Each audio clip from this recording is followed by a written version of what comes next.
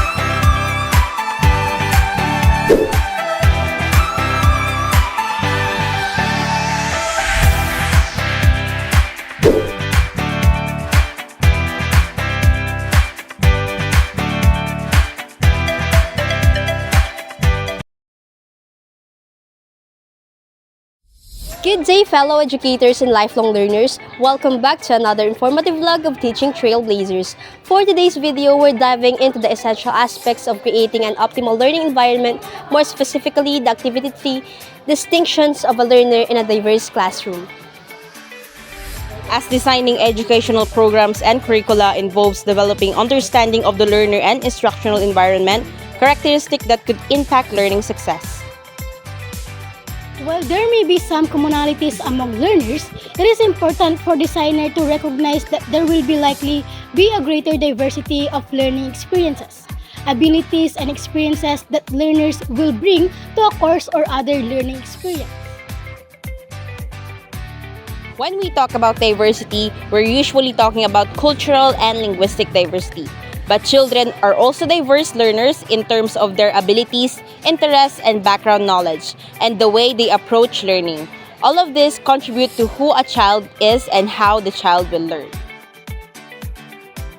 One challenge teachers face is how to work with a broad range of cultural, linguistic, and intellectual differences among their students. On the 5th day of December, year 2023, it was our first actual school observation. This is in accordance with our course, which will furnish us to become aware when we are exposed in the field of out-campus internship. As the observation continues, we observe and realize that using one teaching strategies is not enough in teaching. A teacher should always be flexible in every aspect in teaching because she is not just handling a group of learners which share a single learning style, abilities, interests, and background knowledge.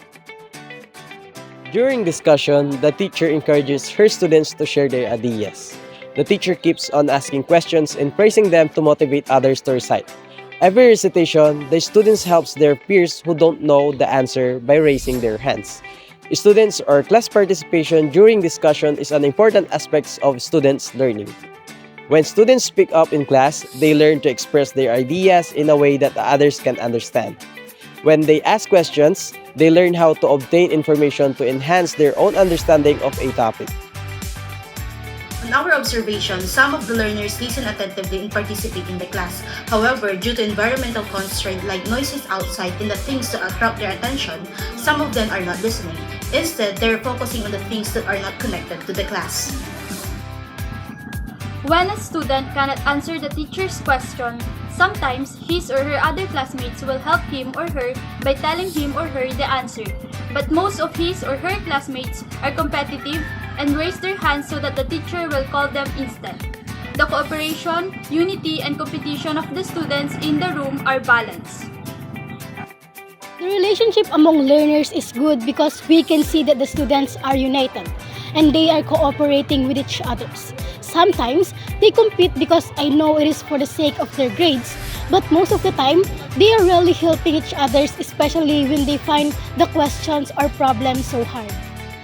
The domain of diversity of learners emphasize the ideal teachers can facilitate the learning process in diverse type of learners by first recognizing and respecting individual differences, then using knowledge about student differences to design diverse set of learning activities to ensure that all students can attain appropriate learning goals. According to Dr. Balita, the teacher should appreciate every person in the classroom because the diversity of learners is anchored on our respect and the celebration of what we call uniqueness and individuality of each student. For us to produce an effective teaching and learning and give importance to know as much of each student as possible in terms of family, background, interest, dislike, and learning styles.